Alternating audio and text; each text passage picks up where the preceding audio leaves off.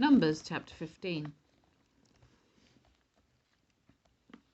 The Lord said to Moses, "Speak to the Israelites and say to them, after you enter the land I am giving you as a home, and you present to the Lord food offerings from the herd or the flock, as an aroma pleasing to the Lord, whether burnt offerings or sacrifices, for special vows or free will offerings or festival offerings, then the person who brings an offering shall present to the Lord a grain offering of 1/10 of an ephah of the finest flour mixed with 1/4 of a hin of olive oil.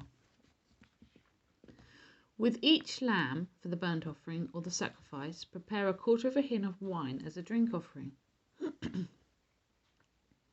With a ram, prepare a grain offering of 1/5 of an ephah of the finest flour mixed with 1/3 of a hin of olive oil and 1/3 of a hin of wine as a drink offering. Offer it as an aroma pleasing to the Lord.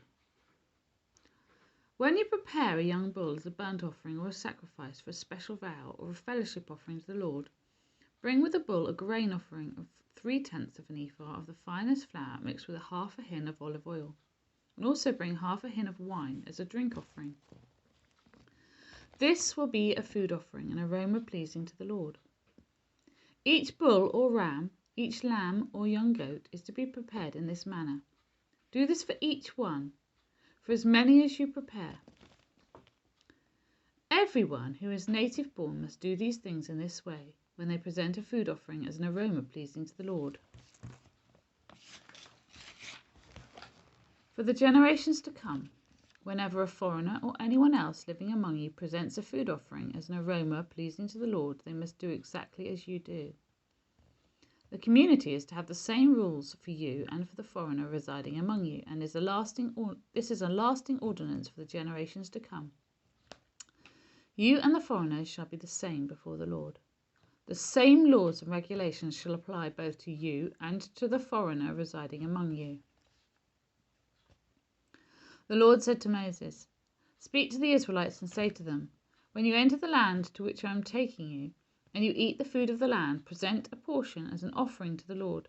Present a loaf from the first of your ground meal and present it as an offering from the threshing floor. Throughout the generations to come, you are to give this offering to the Lord from the first of your ground meal." Now, if you as a community unintentionally fail to keep any of these commands the Lord gave Moses, any of the Lord's commands to you through him from the day the Lord gave them and continuing through the generations to come, and if this is done unintentionally without the community being aware of it, then the whole community is to offer a young bull for a burnt offering as an aroma pleasing to the Lord, along with its prescribed grain offering and drink offering, and a male goat for a sin offering. The priest is to make atonement for the whole Israelite community, and they will be forgiven. For it was not intentional, and they have presented to the Lord for their wrong a food offering and a sin offering. The whole Israelite community and the foreigners residing among them will be forgiven, because all the people were involved in the unintentional wrong. But if just one person sins unintentionally, that person must bring a year-old female goat for a sin offering. The priest is to make atonement before the Lord for the one who erred by sinning unintentionally, and when atonement has been made, that person will be forgiven. One and the same law applies to everyone who sins unintentionally, whether a native-born Israelite or a foreigner residing among you. But anyone who sins defiantly, whether native-born or foreigner, utters blasphemy against the Lord and must be cut off from the people of Israel. Because they have despised the Lord's word and broken his commands, they must surely be cut off. Their guilt remains on them. While the Israelites were in the wilderness, a man was found gathering wood on the Sabbath day. Those who found him gathering wood brought him to Moses and Aaron and the whole assembly, and they kept him in custody because it was not clear what should be done to him. Then the Lord said to Moses, "The man must die. The whole assembly must stone him outside the camp." So the assembly took him outside the camp and stoned him to death as the Lord commanded Moses.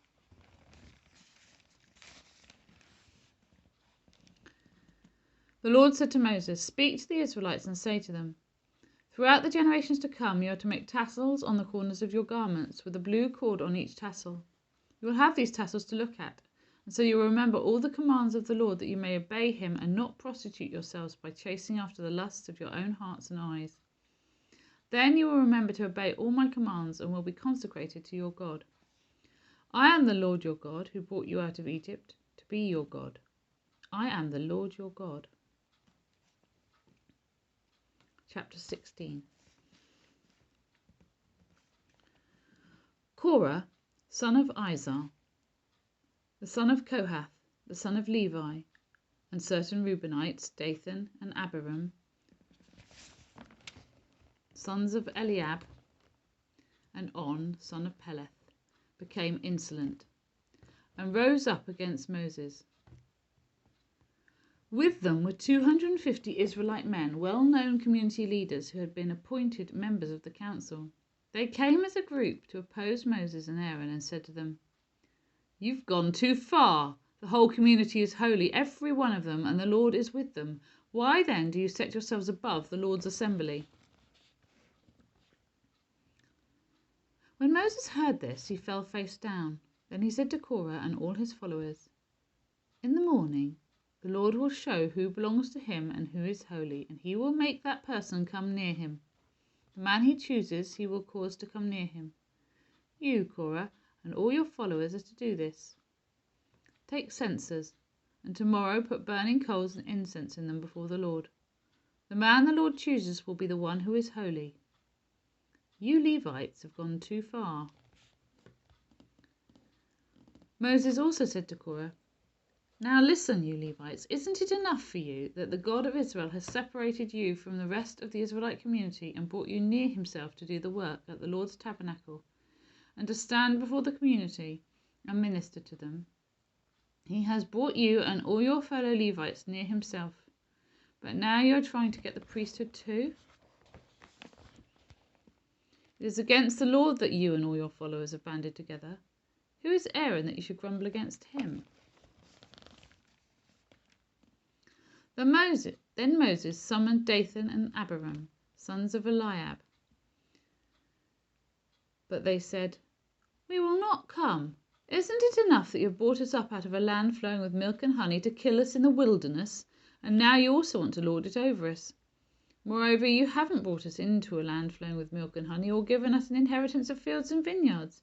Do you want to treat these men like slaves? No, we will not come." Then Moses became very angry and said to the Lord, "Do not accept their offering. I have not taken so much as a donkey from them, nor have I wronged any of them." Moses said to Korah, "You and all your followers are to appear before the Lord tomorrow, you and they and Aaron. Each man is to take his censer and put incense in it, 250 censers in all, and present it before the Lord. You and Aaron are to present your censers also." So each of them took his censer and put burning coals and incense in it and stood with Moses and Aaron at the entrance to the tent of the meeting. When Korah had gathered all his followers in opposition to them at the entrance to the tent of meeting, the glory of the Lord appeared to the entire assembly. The Lord said to Moses and Aaron, "Separate yourselves from this assembly so that I can put an end to them at once." But Moses and Aaron fell face down and cried out, "O God, the God who gives breath to all living things, will you be angry with the entire assembly when only one man sins?" Then the Lord said to Moses, "Say to the assembly, move away from the tents of Korah, Dathan and Abiram."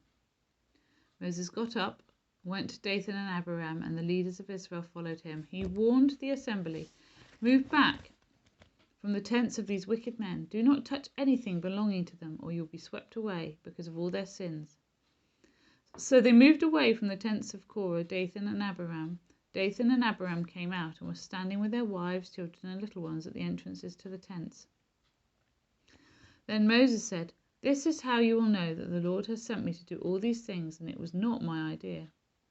If these men die a natural death and suffer the fate of all mankind, then the Lord has not sent me. But if the Lord brings about something totally new, and the earth opens its mouth and swallows them with everything that belongs to them, and they go down alive into the realm of the dead, then you will know that these men have treated the Lord with contempt." As soon as he finished saying all this, the ground under them split apart, and the earth opened its mouth and swallowed them and their households, and all those associated with Korah, together with their possessions. They went down alive into the realm of the dead with everything they owned. The earth closed over them, and they perished and were gone from the community. At their cries, all the Israelites around them fled, shouting, "The earth is going to swallow us too!" And fire came out from the Lord and consumed the 250 men who were offering the incense. The Lord said to Moses, "Tell Eleazar, son of Aaron, the priest, to remove the censers from the charred remains and scatter the coals some distance away, for the censers are holy, the censers of the men who sinned at the cost of their lives.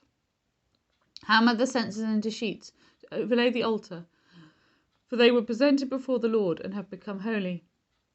Let them be a sign to the Israelites."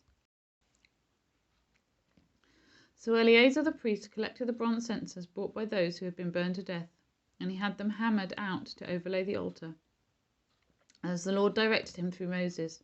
This was to remind the Israelites that no one except a descendant of Aaron should come to burn incense before the Lord, or he would become like Korah and his followers.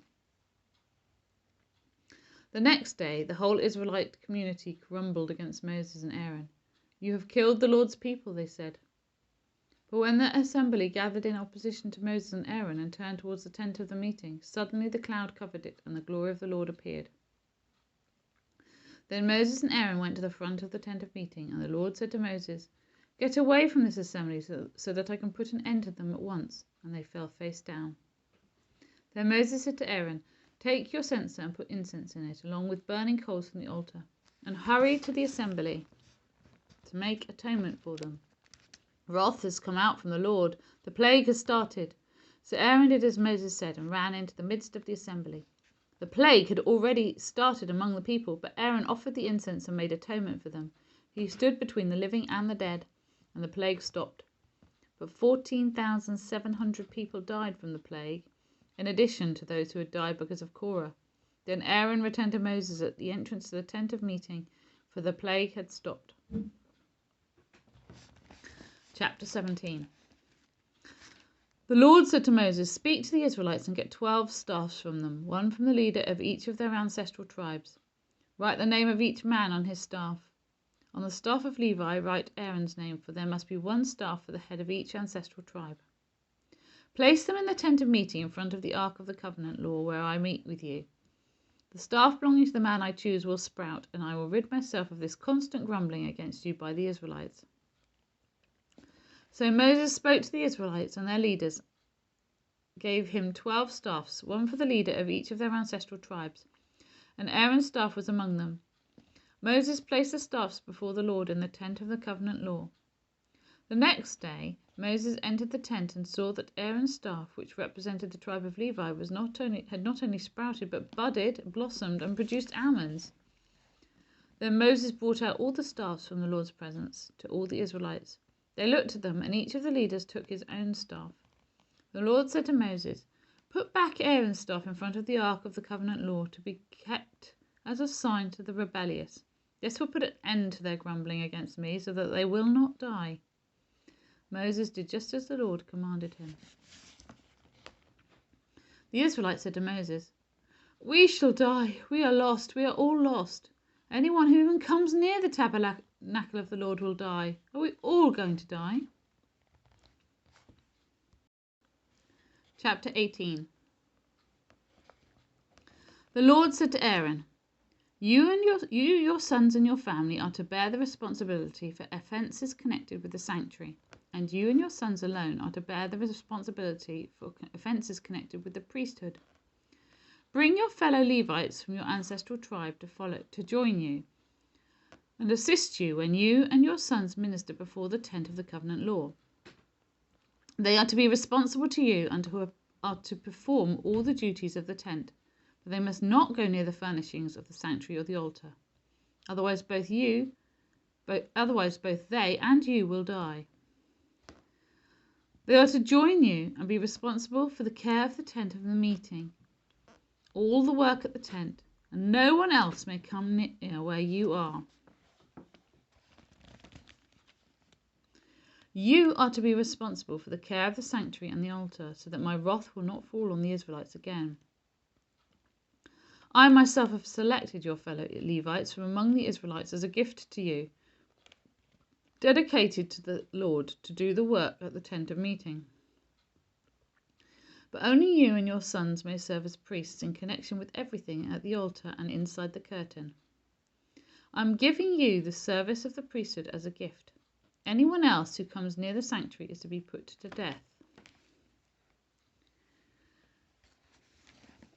Then the Lord said to Aaron, I myself have put you in charge of the offerings presented to me. All the holy offerings the Israelites give me, I give to you and your sons as your portion, your perpetual share. You are to have the part of the most holy offerings that is kept from the fire. From all the gifts they bring me as most holy offerings, whether grain or sin or guilt offerings, that part belongs to you and your sons. Eat it as something most holy. Every male should eat it. You must regard it as holy. This also is yours. Whatever is set aside from the gifts of all the wave offerings of the Israelites, I give this to you and your sons and daughters as your perpetual share. Everyone in your household who is ceremonially clean may eat it. I give you all the finest olive oil and all the finest new wine and grain they give to the Lord as the first fruits of their harvest. All the land's first fruits that they bring to the Lord will be yours.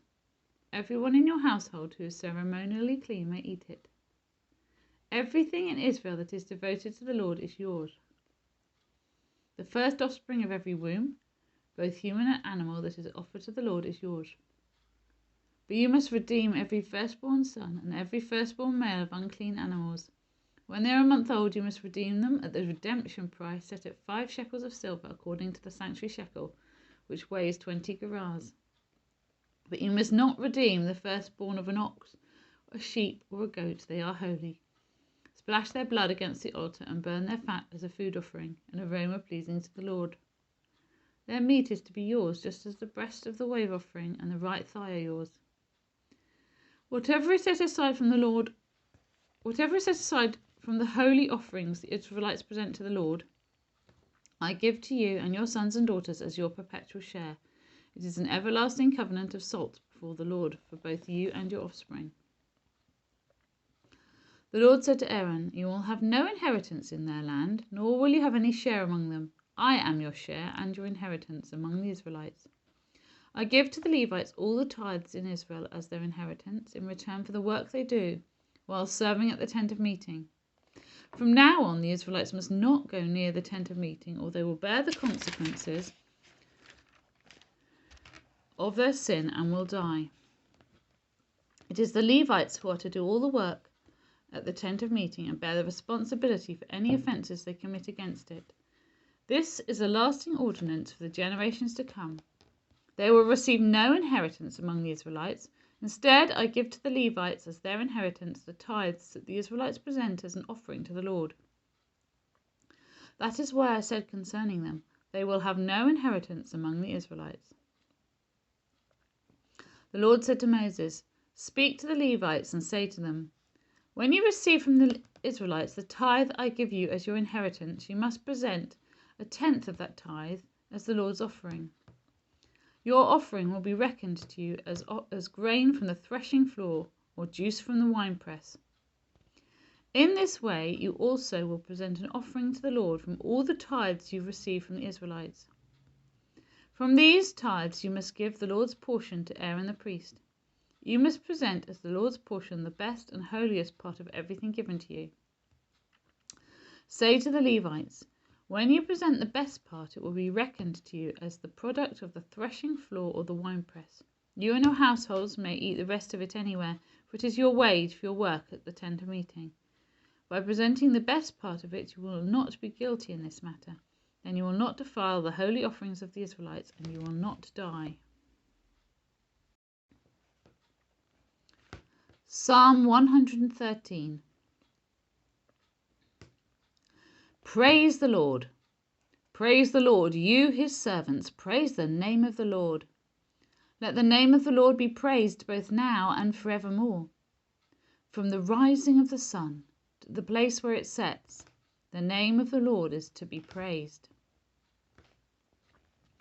The Lord is exalted above all the nations. his glory above the heavens. Who is like the Lord our God, the one who sits enthroned on high, who stoops down to look on the heavens and the earth? He raises the poor from the dust and lifts the needy from the ash heap. He seats them with the princes of his people. He settles the childless woman in her home as a happy mother of children. Praise the Lord.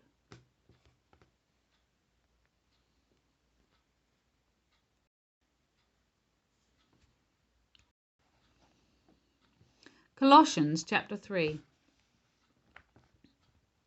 Since then you have been raised with Christ, set your hearts on things above, where Christ is, seated at the right hand of God. Set your minds on things above, not earthly things. For you died, and your life is now hidden with Christ in God. When Christ, who is your life, appears, then you also will appear with him in glory. Put to death, therefore, whatever belongs to your earthly nature: sexual immorality, impurity, lust, evil desires, and greed, which is idolatry. Because of these, the wrath of God is coming. You used to walk in these ways in the life you once lived, but now you must also rid yourselves of all such things as these: anger, rage, malice, slander, and filthy language from your lips. Do not lie to each other, since you have taken off your old self with its practices and have put on the new self, which is being renewed in knowledge in the image of its Creator. Here there is no Gentile or Jew, circumcised or uncircumcised, barbarian, Scythian, slave or free, but Christ is all and is in all. Therefore, as God's chosen people, holy and dearly loved, clothe yourselves with compassion, kindness, and humility, gentleness and patience. Bear with each other and forgive one another if any of you has a grievance against someone. Forgive as the Lord forgave you, and over all these virtues put on love, which binds them all together in perfect unity.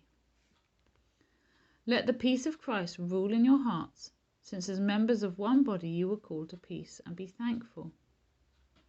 Let the message of Christ dwell among you richly as you teach and admonish one another with all wisdom through psalms, hymns, and songs from the Spirit, singing to God with gratitude in your hearts. And whatever you do, whether in word or deed, do it all in the name of the Lord Jesus, giving thanks to God the Father through him. Wives, submit yourselves to your husbands, as is fitting in the Lord. Husbands, love your wives and do not be harsh with them. Children, obey your parents in everything, for this pleases the Lord. Fathers, do not embitter your children, or they will become discouraged.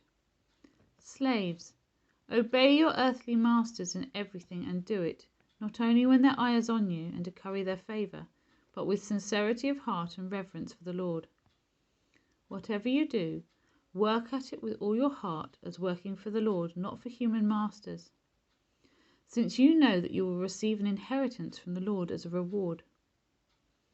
It is the Lord Christ you are serving. Anyone who does wrong will be repaid for their wrongs, and there is no favoritism